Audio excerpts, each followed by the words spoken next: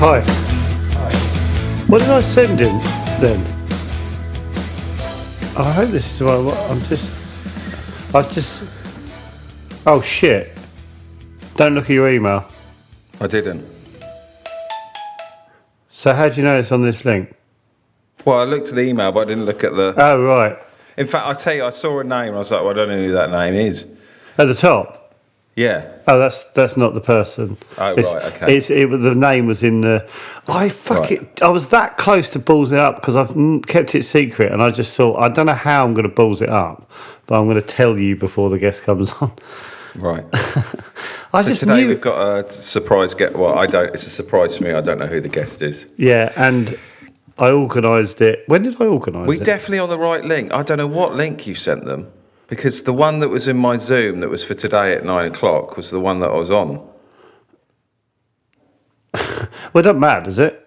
No, just... Yeah, I just knew it balls up somehow. I don't know how I did that. Anyway. Yeah, sorry, That's go on. weird. Yeah, so I managed to book this guest. Oh no, my thing's playing up. Fuck, and I've just realised what fucking hat I'm wearing. Is this all right? Jesus. Well, look at my wall. Look how bleak my wall I'm more looks. disturbed by the hat. Oh, fuck it. We're quirky. We bring a certain energy, don't we? That's what we do. Yeah, oh no, but I think they're going to go, oh. Yeah, I sort of... Yeah. Yeah, take the hat off. Why'd you have to walk off to take your hat off? Why have you gone? Oh, you swapped hats. That's better. Yeah, with a pipe, yeah. Yeah, that's fine. It's sort of... I woke up this morning and think it's got sort of stressful having a guest. You tell me, you're fucking telling me, boy. I don't know who it is. Well, I'm like, I hope. Am I working? Hello, testing. Yeah. Hello, yeah. This is so weird. We're so anxious for everything to be right because we've got a guest. I'm like, I hope you like this person, and I hope that the conversation. I'm so needy. I think I'm gonna faint. I can't see. Well, it's like literally anyone. I'd faint. I think. Well, I also said to Petra, I said, I don't like it actually. I feel like it needs to be a grade. Go on. Sorry. Yeah, well, I was sort of hoping that. Well, I still don't quite believe they're going to come on, but I don't know why that. Is it Bono? Well, it's not Bono, is it? I love Sting to pop up. Well, don't do this because there'll be like a. If you're sort of aiming for David Beckham, obviously. I'm not aiming. I'm not aiming. Hello. Just make. Hello. Testing. Hello. We've got a guest. Testing. Bono's coming on. Testing. But can you tell me what they do? No. Well, I've got their Wikipedia page up currently. Is it big? Is it dense? Is it dense? Or is there a lot of paragraphs? Yeah, there's a lot of paragraphs. Is there? I can't. I just think it's Peter Andre. Is it dense? You don't have a dense Wikipedia page, mate. So I'm just... What? My tummy's going all funny. My tummy's going funny. And I know I'm just suddenly going to see the name Cheryl Baker or whatever and go, what the fuck? I don't want to do this again. I'm really not enjoying it. It's worse for me. Well, it's not great for me because I've set it up and I feel like anything could go wrong and it'd be my fault. You've got to steer this shit. I know. Well, I'm not good as a host. Yeah, you are. No, you come I'm not. alive. No, I don't. Well, I think I do, but not in a very... I think you should have your own chat show, like a quirky left field chat show. I think I let myself down when I reckon you'd have a seat and there'd be a coffee table between you and your guests. You'd wear your trainers and you put your trainers on the coffee table and... I'd be... Like, you're working out how I would try and turn the format upside down like a proper wanker. All my guests have to come on and bring a plant. I feel like doing a big shit. God, God almighty, I can't cope with surprises. It's 2 minutes till the person comes on, I think. I feel a bit... Yeah, I know. I do. What if I faint? Just... Well, hopefully we'll capture it. It's all about the hits. I really want to do a shit. Sorry, everyone. Sorry, everyone. This is terrible. I can't help it. I just want to do a poo. I just want to sit on the toilet. They come on, he goes, sorry. Well, you'll just have to do it. There. Fuck off. Have they arrived?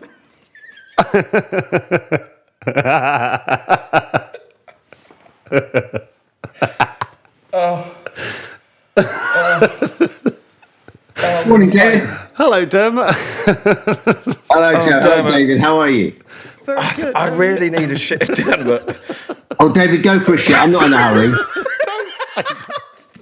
We're a bit. He's a bit overexcited and nervous, and it's all. But the thing is, no, David, if you don't go now, then it's just you're just going to be thinking about it. I am.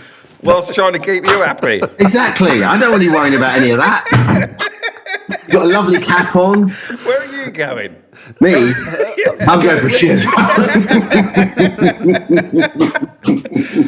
Oh, God. Oh my God! Thank you. Oh, welcome, Dermot. Oh, thanks for having us, lad. Listen, David, seriously, I'm not in a hurry, so if you really want to go, you should go. Genuinely. Yeah, I don't mind. No one knows what to do. I can't go. That's not Are on. you sure? Parkinson Hold on. never does that. No, Hey, Parkinson never does that. Parkinson never does that. they just hold the role. They hold it. Wow, what a pleasure to have you on board. Oh, thanks, guys. Yeah, I can't wait. I want to talk about American. I know you want to talk about TV presenting, but I want to talk about American football. Yeah, I can talk about. Yeah, I can talk about that till the cows come home. You guys are into it now, aren't you? Yeah, but I'm only into it through the computer. No, I am into it. I've been watching the highlights. You can Are talk you about into it? this like on air if you want. I don't mind. Yeah, no, well, Yeah, I don't. Are we on air now? yes, yeah, if that's all right. Yeah, of course. That's what I did realise when I listened to the podcast. Is it doesn't really start or finish, does it? Just sort of, No, it drags, doesn't in it? the loveliest possible way, you meander into it, which I really like. Yeah, Dermot. Joe's a little bit embarrassed about his plastered wall. Oh, don't worry. I've just moved in. We moved in a few months ago, so we're in Boxageddon still. Oh so. yeah, Okay. I look like I'm sort of in a squat, and you deserve better. No, Joe, you know what you look like? It looks like you're in a lovely rambling kind of palazzo in Italy, and this sort of very call me by your name kind of vibes. Oh yeah, I wish I'd said that. Yeah. Yeah? I'm just here for a couple of weeks while I'm Exactly. chilling out. Yeah. I imagine you're doing a bit of writing. Yeah, tinkering with an old motorbike. That Yeah, kind of thing. exactly. You cycle in and, play dominoes with the men in the village, that kind of My thing. God, I love my life. Yeah, My you've got a pretend great life. Yeah. I've just realised I've acted with you, Dermot, and you don't remember for the life of you. If it's acting, then it'd be a very broad definition for me. And I remember all day I was like, I just want to be his friend in real life. Oh, we That's so spoke nice. about this the other day, didn't we? What was it, David? It was Derek, the pilot. Oh, yeah, it was so fun. In the pilot. That was at the like a TA centre, wasn't it? Yeah, that's it. That's where we filmed it. Swiss Yeah. Cottage, Hampstead. Yeah. Yeah. And And you- that was, yeah. So that was literally. Is that when Derek first? That was literally. Was that TX or non TX? That was TX, yeah. Oh, was it? Wow. Yeah. I think Ricky won a little award for that. But yeah, it was you and Baby Spice. And I Yeah, was it's a just like- Mabanta, wasn't it? Yeah. Yeah, I was like, how do I worm my way into there? I think we spoke about this for about 15 minutes the other day. David was going, all the time I was thinking, how do I get over there? How do I mingle with Dermot O'Leary? You should have just come over. The thing is, if you turn up for filming, you sort of know your fair game, and you know that it's no one's taking it. Like Emma is lovely; she doesn't take herself seriously at all. So No. if Ricky calls you and says, "Do you want to do a cameo?" You know that you know what the deal is. So Yeah. that sort of person that's going to turn up isn't the sort of person to take himself too seriously. No. Well, you're on Chatalogue now, mate. Yeah, why on earth are you doing this? Wow, where do we start with you? Yeah, well, American yeah. football. American football. Are you Yeah. a big American football fan, then, Dermot? Yeah, weirdly, I grew up in Colchester, which is about 60 miles northeast of London, and my parents came over from Ireland in 1968, and so they stayed in London for a while. And so London always sort of felt like home as well, but they moved out to Colchester before I was born, and then we'd come back every 2 weeks and spend in this kind of weird sort of north-west London enclave. So it'd be like old ladies and pubs and crisps and coke, and sort of Irish but not Irish, and really weird upbringing. But in Colchester, where I grew up, I loved rugby and I loved American football because all the air bases over there from the Second World War were still going. So loads of Americans. So when and it goes in a bit of a meander this, but when the English teams got banned from Europe, there was Channel 4 bought the rights for American football. So there was this big rise in people watching American football. Yeah, I remember. And then playing American football. So I got into it because we got coached by all these American clubs, and there was this big national league. So I played from the age of about 14 to probably just in my late 20s, and then I couldn't do it. Did you? Yeah, I loved it. How? Yeah, there's quite a keen kind of amateur league over here. What position did you play? Well, I don't want to get too deep now, lads. Well, I want to see if I understand it. Yeah, okay. Because I'm learning the positions. In my head, you're a quarterback. But there are so many reasons why I like the game. So I played no quarterback so hard. That's by far and away the worst. But I played quarterback once when everyone else was injured, and it's just awful. Why is it so hard? Is it dangerous? As soon as you get the ball, everyone wants to kill you, and you've got to make decisions. So even at that level, like an amateur level, you have to make decisions so quickly. And so either you give the ball to a running back, but that involves a bit of deception because you don't want people to think you're giving the ball to a running back who's going to run and try and get as many yards as he can. Or you're going to pass the ball, at which point you have at least 4 people who are out to just hunt you down and tackle you and hurt you, and you've got a myriad of people. Then you're looking at your guys going, right, you're going over there, you're going, and I can't throw the ball either. So I was literally like, you're the worst. You sound crap. So I played receiver or running back, or I was always quite good, sort of quite fast, but only with the ball in my hand. I was never really like an out and out sprinter, but I was quite jinxy. But surely as a running back you get battered. You do, but the thing is, your offensive linemen are making a hole for you. So the whole point is, so you'll get a play called, you'll sit in the huddle and they'll go, right, I know, 36 sweep. And that means that, right, I know the hole I'm going to is the 6. So the holes are like 2. So you've got the center and the guard and then the tackle. So the hole will be like, that's the 2 hole, that's the 4 hole, that's the 6 hole. And then 3 will be something to do with the tactics or whatever. So, or it could just be arbitrary. So I know, and another sweep means I'm going around the side. So I know that there's a guy. So that's why it's so intricate. The guard who's next to the centre, who's a guy that snaps the ball, they have to be slightly smaller because they've got to be quite agile. So he'll pull, so he'll come around and he'll be my main guy in front of me. So he's sort of punching a hole and I can get through. And then it's all about burst of speed. So you get through that hole and then you've got to go as quick as you can before someone hits you. Do the opposing when you've got your 36 or your little tactics, the opposing team understand that at all, or are they guessing? Do, and they're going. They're sort of. I mean, I never played defence, but they're kind of going right. We'll set up like their coach or their captain will go right. We're setting up a 4-3 or something. So because we need bigger guys on the front, or it's a lot more intricate as you get more professional, of course. But even at an amateur level, you'd be set up to sort of try and combat that. So if you're playing against someone who's a really good running back, then all your sort of resources, I guess, or you make sure your best players are kind of marking that player. But the reason why I really like it is in America is such a we all know America. It's the market's king, and it's kind of money talks and success, and you've got this weirdly sort of anachronistic socialist game in American football because every single team gets the same amount of money every year. Oh, did they? So I didn't know that. So if you're and also the worst team get the best draft. So if you are, Jacksonville, for example, finished worst this year and worst last year, and now they will, because of that, they will to even it up to make it as level as possible. They will then have, unless they trade their draft pick, i.e., give me one of your good players and I'll give you the first round of the draft. They will get the first round, so they'll be able to pick the best player coming from college, if they can agree terms, they'll pick that player and that player will go and play for Jacksonville. So it's not like Manchester United or Liverpool go, we want to buy you.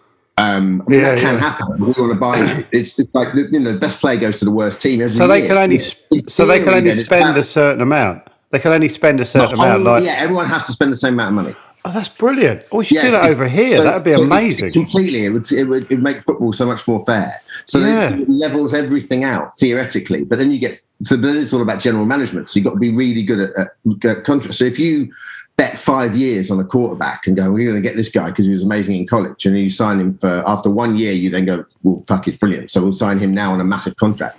If suddenly he doesn't deliver and he doesn't become as great as he once was, you're saddled then with someone who's on a massive wage. Right. You have to pay your quarterback the most money because they're the most important player. Right. And then you can't get rid of. So it's really hard to get him out. And then so a whole sort of 10 years is built around gambling on one person if they're going to be good enough. So that's why it's so fascinating, and such a fair sport in so many ways. I watched a lot. Go on, Joe. I was going to say I watched a lot of these documentaries about it and didn't understand any of that. So I sort of want to go back because there's loads on the draft. Yeah. But obviously it's obviously done for American markets. So everyone knows that. So I was watching these big chunks about the draft and not having a clue what the hell that, because they were saying all that stuff. They were swapping.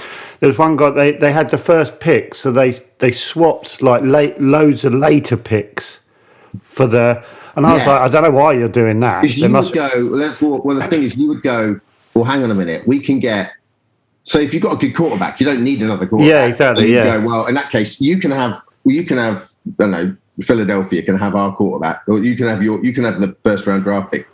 We'll take yours later because there are other sort of defenders maybe who we can pick up later on down the line because they're not going to be picked up too early. And the college football looked like it was mental. It looked like it was 100,000 people in a stadium to watch. So what age are they? Like 18? I guess they're 18 to. I guess they're our university year. But it's insane, and people keep with. I'm not a massive into, even though it's brilliant. I'm not. I don't know too much about the college game in terms of how it's run. But you get hundreds of thousands of people will turn up to.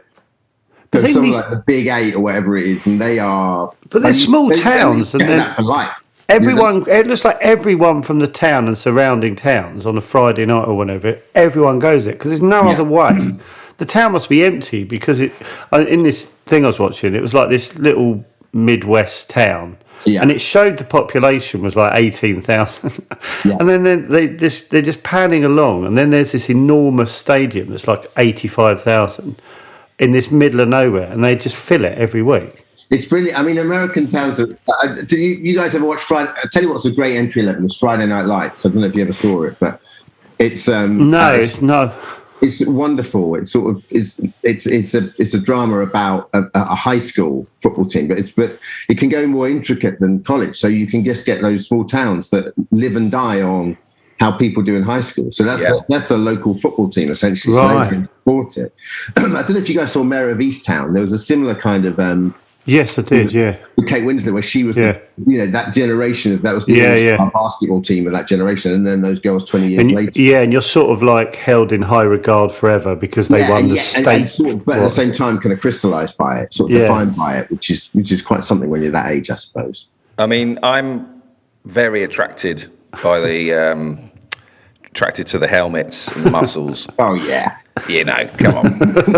They look good. They talk the talk. It's a party. It looks amazing. Well, America do entertainment. They don't do sport, do they? They do entertainment. Did Colchester do entertainment? Yeah, because like no other. I have to admit, when you were saying about all this, party like a Colchester gladiator party. Have you seen that E17 documentary? E17 up from Colchester.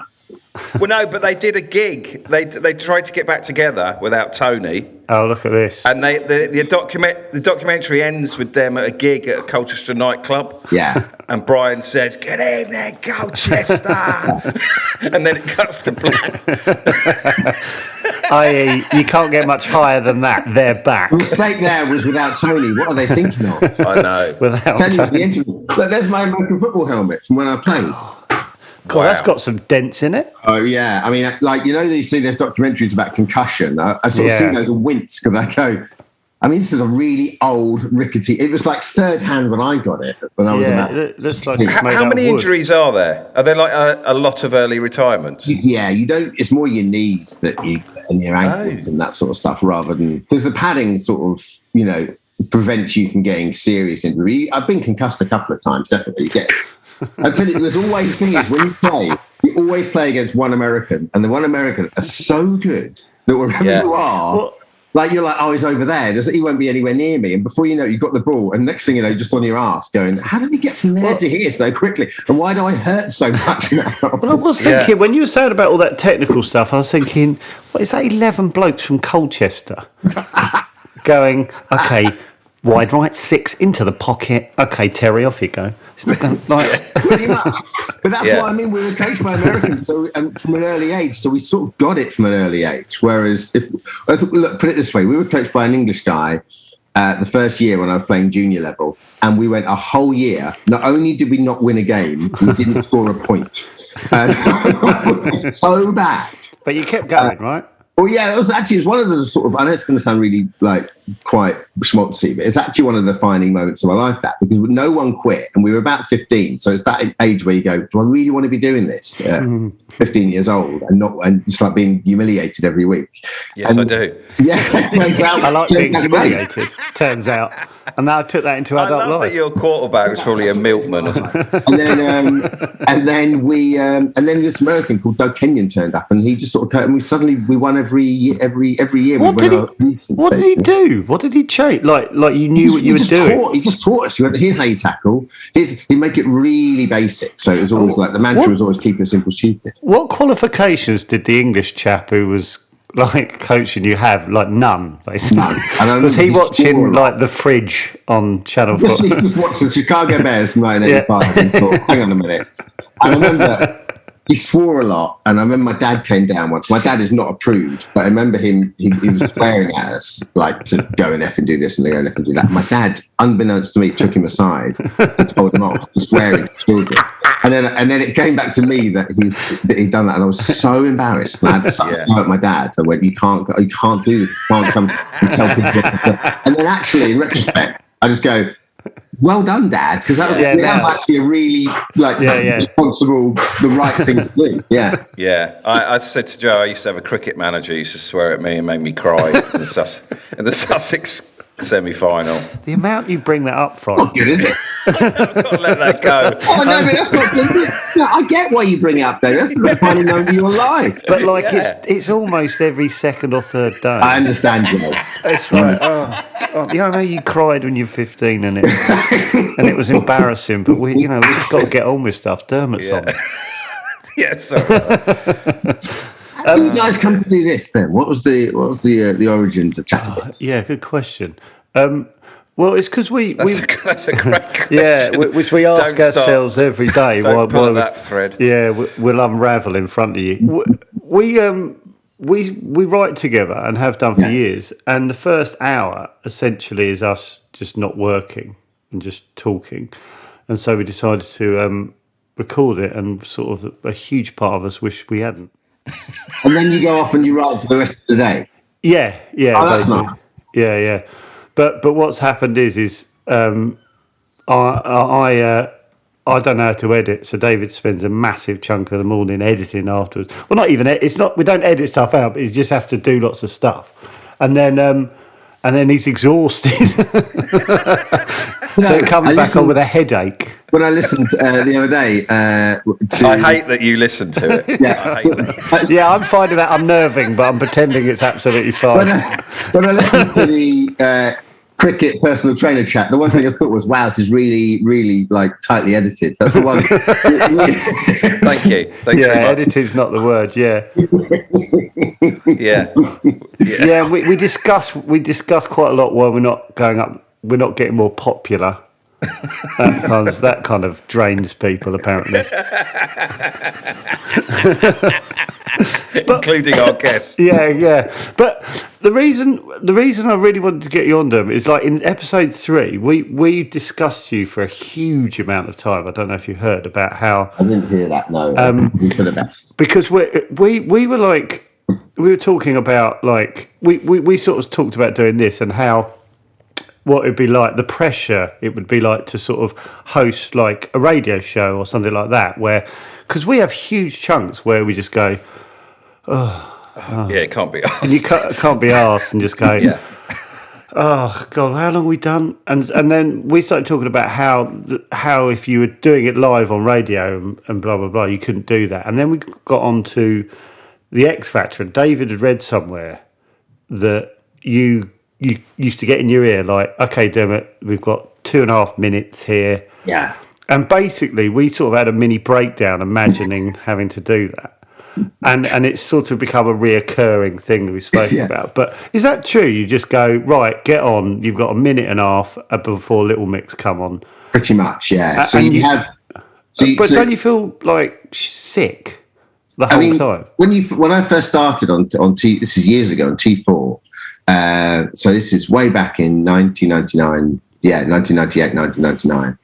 Andy Peters, who was in charge of T4 at the time, and everyone thinks of Andy now as the competition guy on sort of daytime telly, but he was a really good commissioning editor. And he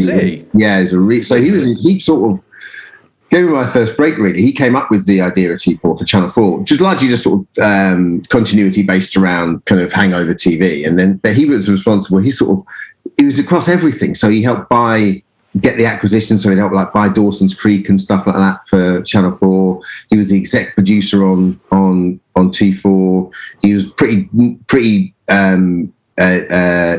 nifty studio director as well, so he could direct music in the studio, so he'd do live directing. And he made us, when we started, go on. So you have talk about you got your in-ear, your monitor, and that's largely for a producer to guide you through a big live show. So you either have switch, which is they'll speak to you when they're good and ready, but other than that, they leave you alone. Or you've got open, where you hear everything. And Andy insisted that all his presenters had open and it made so much sense in retrospect. And now I can't work without open talkback, which is you hear 5 people talking all the time in your ears. But what it does do is when you're doing a big live show, it preempts you. If something goes wrong, you're 5 seconds ahead of someone on Switch talkback, because you're hearing stuff going wrong, and you're going, okay, well, they can produce me as much as I like, but really it's up to me to get out of that. And so if you work one camera's down, you know that. I'll give you an example. I came out I did a live final on the X Factor, and this poor kid was supposed to be me, aged 8, and I forget we were doing like a sort of a number, and he was supposed to do one. That's it. He was supposed to say, your Saturday night starts right here. And I go, that's my line, you cheeky little tyke. And then I kick him up the bum, and he disappeared, something like sort of Oliver sort of style. And we'd rehearsed it, and he was really nervous. And we came out, and the autocue had gone down live from the start of the final. Jesus. And the poor kid looked at me like, you're the responsible adult here. You promised me this wouldn't be happening. And now and so, we got through that. But then there was no autocue pretty much for the first 5 to 10 minutes of the show. So I had to go all on muscle. Well, hold on. 5-10 minutes to fill, and everything's gone down. Yeah, but I knew in my head, because I'd rehearsed, and it's not, don't get me wrong, it's not War and Peace, but I used to go in on a Wednesday, and David Baddiel's brother Ivor, so I write with Ivor. Right. I don't know. No. So I was a really good, funny writer. He does comedy as well, but he's really good entertainment writer. So me and Ivor, for years, me and Ivor would go in on a Wednesday and largely do what you guys do in terms of like talk for an hour, have some lunch, and then write the script. Yeah. And so by the time Saturday came around, I wouldn't say I knew it off by heart, but because you never want to know it off by heart, because you want to be able to ad-lib around it. And that's and I think an autocue was always there as your guide, you shouldn't be reading it verbatim all the time. You should be using it as a kind of like, a kind of ins and outs and your punctuation.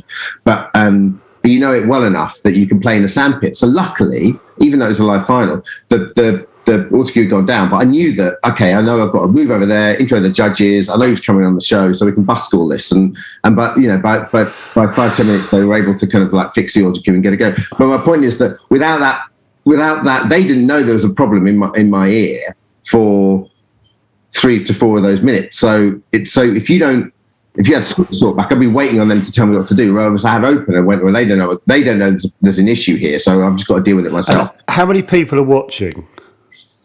At home? Yeah, because that's the biggest show on TV. So that you're talking like 12 million or Well, something. then we were still big. Then we, because obviously it tailed off towards the end. But then I think that final was a good 6 or 7 million. But it was more the fact. It's more the fact that it's the 5 people in your ear. So you've got your producer, who's like largely your wingman, and you're their wingman. So you're making the show together, like as a live host or presenter, and then you've got your director, who's telling you what shots you're on. Then you've got your script supervisor, PA, who's telling you how long you've got left. This is mental. I don't know if you're going to, at the end of this, you go, I'm absolutely bullshitting you. You are so... None of that's going on. No, it's not live, and we just take ages. Yeah. So you've got someone counting you down. When you're live, you've got someone counting you down at the end. What? So they're going, you've got 30 seconds left, you've got 20 seconds left, you've got 10 seconds left. So you have to finish talking when they finish counting. I can't get I don't know how you do it. Just go, yeah. Well, we did a joke one, honestly, and like I had to, like, David pretended he was going, okay, and I just like I joked. We sort of joked, but I was like going, I wanted to say stop talking. Let me just. I've got a minute. I'll look at my watch if I need to. There are times though where sometimes you get like someone who's quite overzealous, and you do sort of, you end up saying yeah a lot, but you're sort of not saying yeah to the audience or the person who interview. You're saying yeah to the person, and you're in your ear. So going a minute, and you go yeah. No. So Little Mix looked like you just had a pop at them. Exactly. Well, Little Mix are like, we're just telling you when the album's out. So when X Factor was at its biggest, were you hungry to do the show on a Saturday, or was there a part of you was like, oh Jesus Christ? Oh no, so exciting. Really? See, Yeah. See, that's that I'd have a panic attack. Yeah. I don't know. Yeah. I mean, it was. I mean, Holly Willoughby always.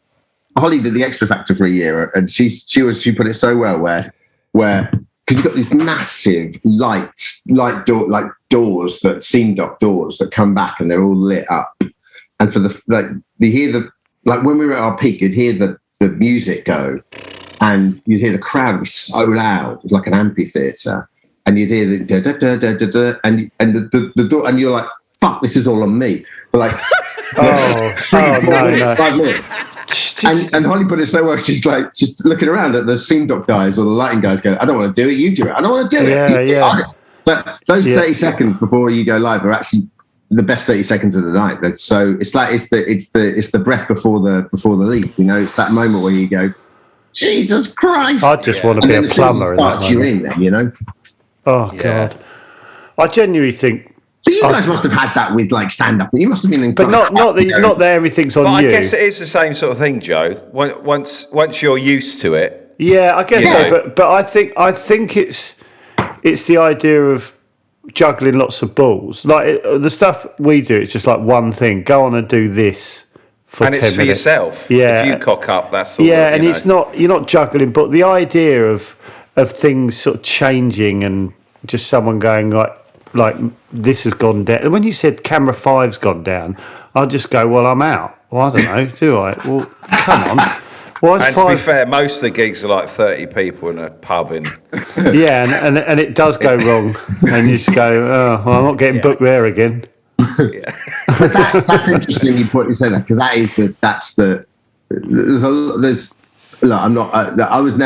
I wanted to be an actor and I wanted to be a comedian. I wasn't good enough to be an actor or funny enough to be a comedian, but there are elements of both of those gigs within the job you do. So you've got to be active, and which is where the sort of comedic thing, arguably, if people find you funny or not, so it's not the point. But you've got to be reactive when people, go off the back of that.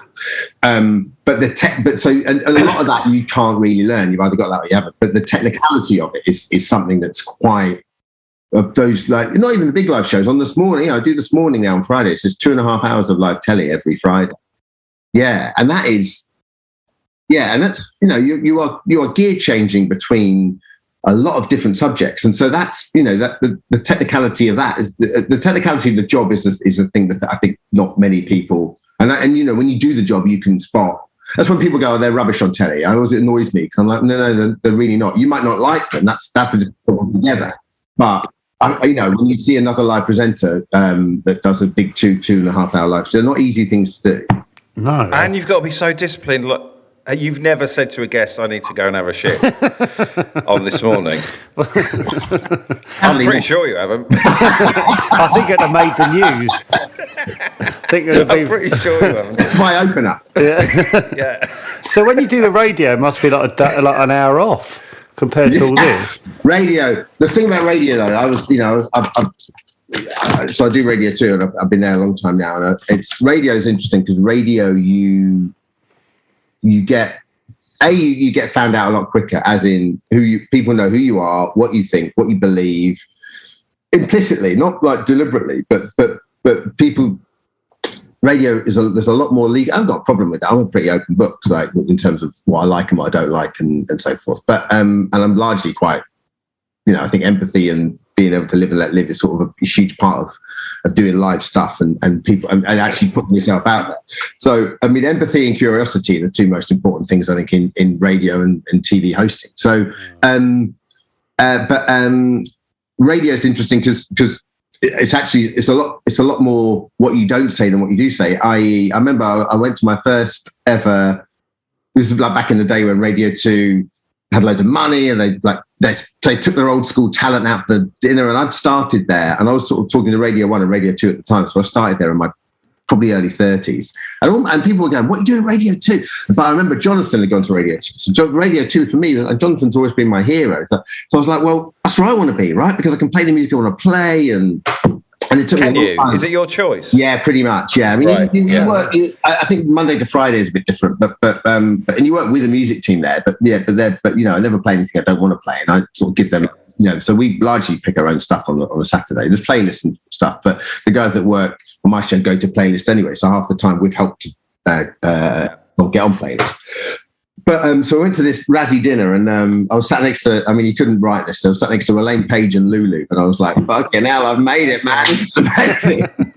And Wogan was on the next table, and Wogan was like my hero growing up, and so I ended up chatting to him, and we talked a little bit about, we both love rugby, so we talked a little bit about Irish rugby, and he was like, "Oh yeah, you're the new boy." And I met him once when I was 8 years old, and when we went to go and see the Wogan show when I was a kid. So all this, it's a huge moment. And anyway, and he says to me, "Listen, I won't give you much advice, but I'll just say one thing: never be afraid of the silence." And it totally stuck with me, and it took me ages to not be afraid of the silence. Actually, because live on air, a silence 3 seconds can seem like an eternity. But he was so, and I speak quite fast anyway, but he was he was master of that. He was master of brevity. So I think that's the important thing on radio is actually talk when you want to talk, but some days you just want to let the music do the talking. Some days you got loads to say. Yeah. And actually, and I love talking to listeners because there's now all these shows. There's now As Queer as Folk. Doesn't matter what it's whether it's radio or television or X Factor or This Morning or my radio show or punters are the best people in the world for anecdotes and finding out what other. Did you ever used to listen to Tommy Boyd on the radio? Yeah, I did. Yeah, not religiously, but I caught it. Right, yeah, brilliant. Yeah, and Savile was good. He was pretty good back He had in his the day. downsides, but with people, he was something else. What's interesting about the Savile thing is that obviously. Did you meet him? No. Oh no, he came on Big Brother once when I was on Big Brother, and he. Oh, you did Big Brother, Jesus. Yeah, Christ. and we did like a celebrity takeover, and he came in once. But what's interesting about Savile is obviously no one at the BBC that we knew or anything. But he had, you speak to some of the engineers now who were at the time very young when Savile was there, and now are kind of coming to retirement age, and they all say the same thing, that there was a sort of was almost a kind of an aura about him that you didn't want to get too close to him. It's interesting that they sort of. I think for them it's quite hard to describe, but they said there was never a warmth there. There was always a kind of that you always felt, I don't want to get too close to this guy. I don't know why I don't want to get too close to this guy, but I don't want to get too close to this guy. It's really interesting. God, well, how long have you got, Dermot? Oh, I'm here for quarter of an hour? Yeah. Is that all right? I forget you did Big Brother as well. Jesus. Yeah, I mean, You've done it all.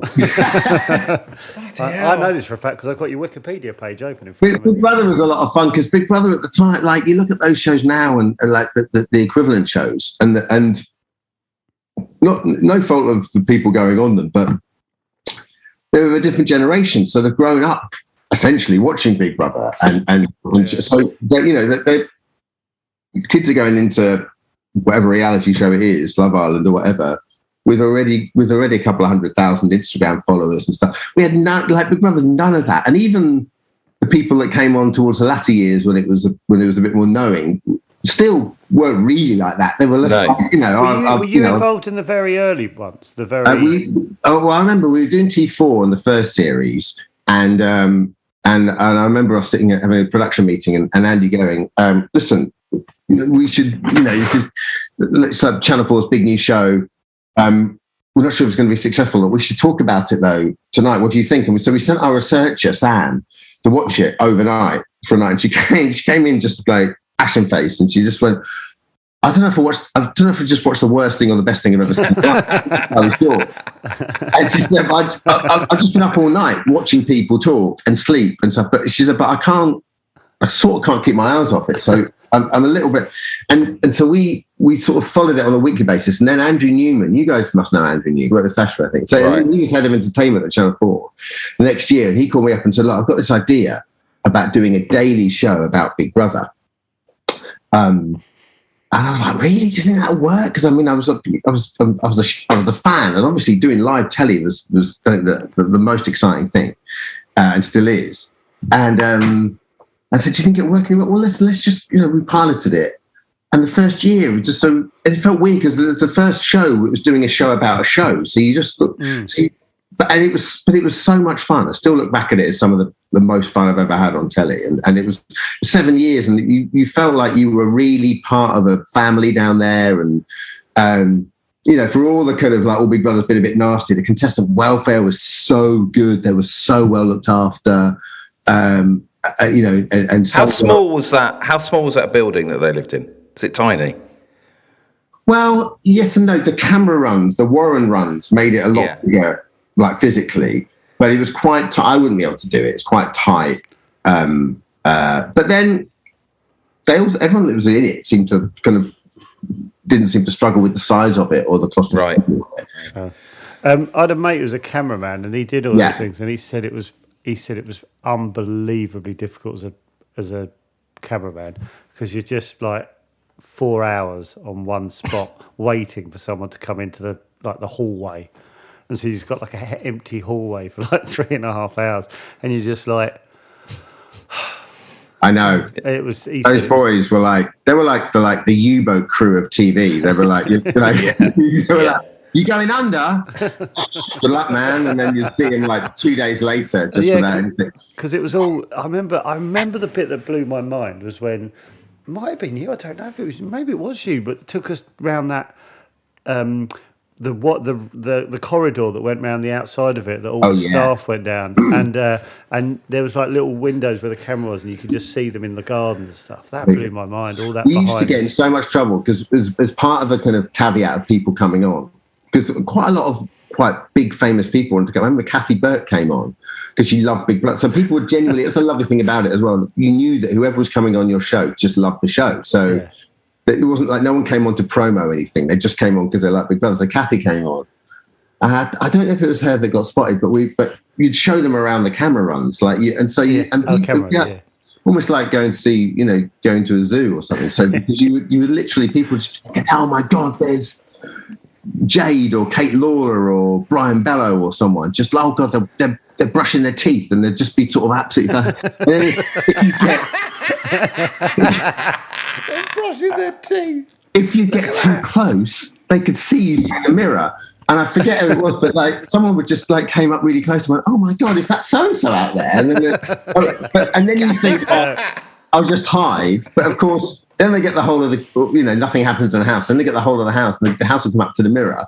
And you think, oh, did I get away with that? And then you think, no, because there's the whole gallery of people watching right now going, why are all the housemates up by that mirror? Who's in there? Dermot's in there. Right. Yeah. Batten the idiot and get him out. So, But it was so, Davina and Russell was doing it at the time as well. And so that relaunched, really exciting. Didn't that relaunch Russell Brand, or am I over egging? Oh, you're absolutely right, it did. Because he'd sort of been in the wilderness, because he obviously, with his battle with drink and stuff. Yeah. And then that was his first job back. And he was incredible, wasn't he? Oh, my God. It was just... what was it? Big Brother's Big Brother? Big Mouth, yeah. Big Mouth, was just like... It's like machine gun dialogue. He was so clever. He was brilliant. It was great watching. I mean, you have given me an idea for like a Chatterbox Big Brother than a Chatterbox. So we release a daily episode of this, and then an hour later we talk about it. Someone else talks about it. Yeah. Well, you, Dermot, you up for it? Yeah, I mean, but it's a big old commitment. You might have to. What the younger versions of you? Who are the younger versions of the up and coming scene of you guys? Who would you essentially? Who would you want to? I wouldn't be that rude to anyone. Just a couple of sexy guys. Just a couple of sexy young guys. Who are the young sexy guys on the scene? Yeah, well, I think it's still us. I don't think we've lost it. If I'm honest. No. So when I first started Radio 2, like that was almost like, I don't know, 19 years ago or something. And I remember when I first started, they were like, who's the new guy, the young guy? And now 19 years later, they're still like, oh, here's the new guy, the young guy. Yeah. Do you get sent loads of big concept shows? You must see all the big ideas and all that. Yeah, not so much anymore. Because when you do a show like X Factor, it's quite definitive. So, and actually, I'm not, I want to do some more entertainment, but I know when you do a show like that, you just think, well, I'm not doing that anymore. So I want to do something else. Yeah. Which is why, last year was everything from This Morning to a show about pets that I love animals to, I know it's going to sound very Partridge, but a Second World War documentary that I really like. I love history and I love people in history. So it was about that. So, do they come to you and go, we've based this around what you, or have they gone, you know what I mean? What normally happens is sort of combination of both. So you meet up with people and you're like, I'm lucky enough that, you get meetings and development meetings, and then you start to go, well, I'd like to make something like this. And then you kind of help develop the idea and then shape the idea. And then you hopefully make the idea. And not many of them come off, but every now and again, yeah, you still get a high concept. And I've, more than up for the good stuff. I just want to make good fun work, Well, me and David have got an idea about. Oh, so now I see the it's called. I see the angle. What's it taking us? It's called Pyramid. I mean, do you remember that, David? It's called Pyramid. Tell me all about Pyramid. When you say it out loud, the title, you kind of lose confidence, don't you? No, I don't. I gain. It's a pyramid of the mind. I can't remember what the concept. I can't remember. But basically, all I know, the main it takes about an hour. The main problem is we had contestants falling through the floor. Yeah. And realised that would be dangerous. So, but just stick with it. You open your mind to Pyramid. I can't remember what it was. No, we can't remember. But you'll get an email next couple of days when we remember. Well, emails plural. You're going to get bombarded. Now we have your email. I haven't heard back about Pyramid, Dermot. Yeah. Got some big farmer vibes there, boys. Pyramid, just as a name, it sounds like something I'm taking.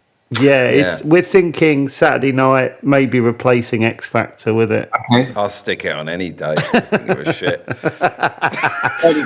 As long as they make millions of them. I want it to be the new. You guys, when you sit down now and write, what will you write today? Will you write writing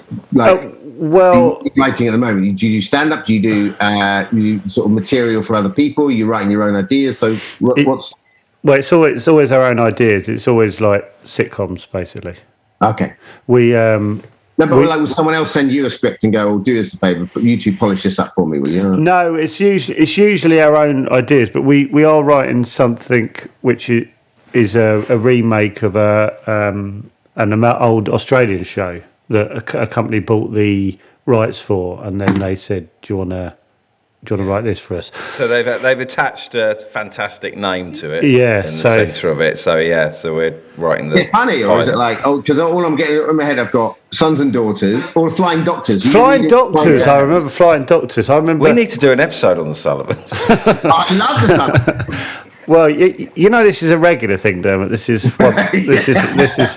Put me in for Sullivan cast. Yeah, Sullivan Tuesdays for the next. Let's say 3 months to begin with and see how you get on. See how we get on.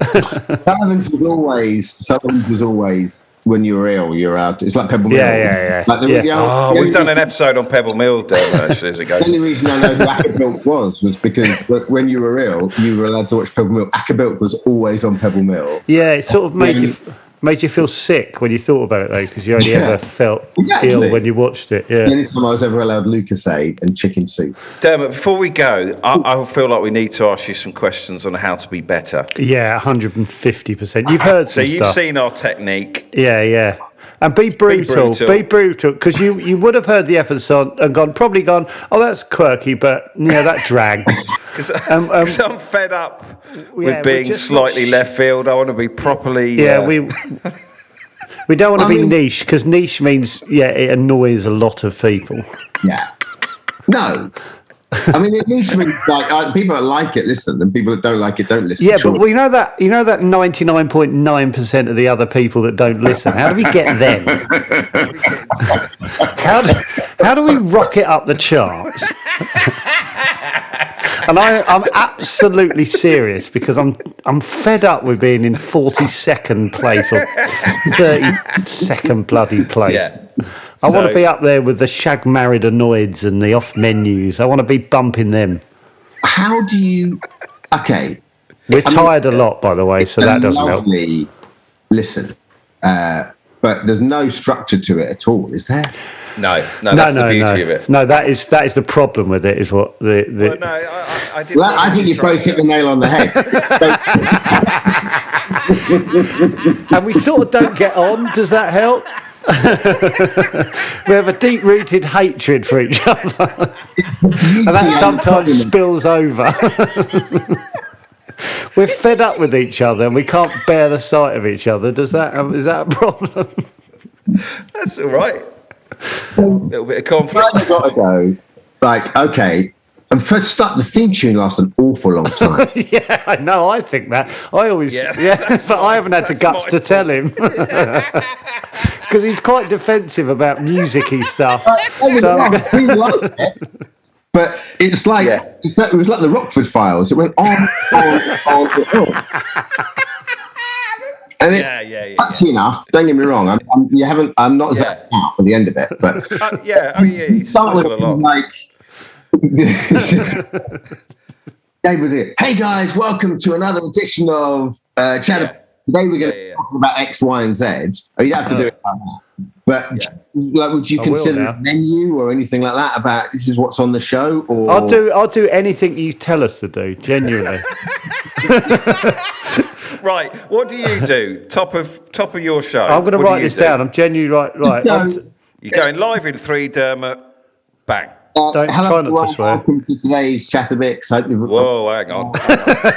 Hold on, you speak. How am I meant to write this down if you're? Whoa! Putting baby in a corner. Time for any of this stuff. Yeah.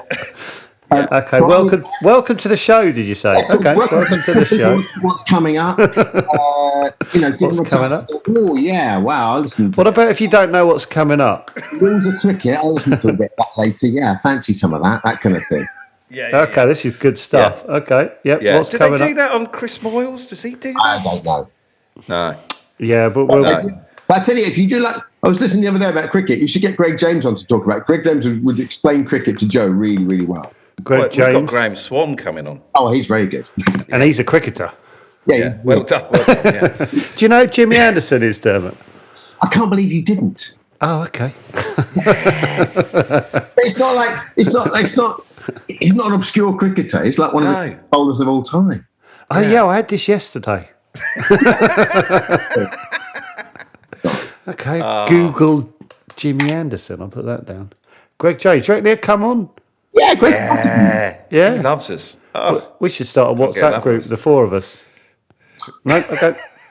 Don't underestimate your popularity. Now 42nd in the charts doesn't say. Hey, write that down, Joe. What, our popularity? Okay. Don't underestimate. Don't underestimate ourselves. Should we mention that and yet? No. Yeah. Today we would not be underestimating it. That's 58 people less popular than you. That's important. Yeah. Yeah, didn't think of that. Always looking up rather than down. It's just Yeah. Give me some of that Wilco cup half fullness. Yeah. Actually, that's true. I can be positive, so I will be more positive. Dear. This is all good stuff. How do you look like you fish? Pardon? You fish? No, I fish. I computer fish. Don't tell him that. No, all right. I'll email you afterwards. I don't fish, but I bought my dad a load of fishing stuff, and they gave me a free hat. Nice hat. I think you should go mackerelling off the south coast or something. I think you'd really enjoy it. Go mackerelling. I bought this computer fishing game last week, and I didn't realise, but other people playing it were around the lake. So I just kept walking up to them saying, "Hey, how you doing?" And they all just kept disappearing, going offline. See, you're annoying online. Rather than just on podcast. But I did make friends with someone called Football Beast.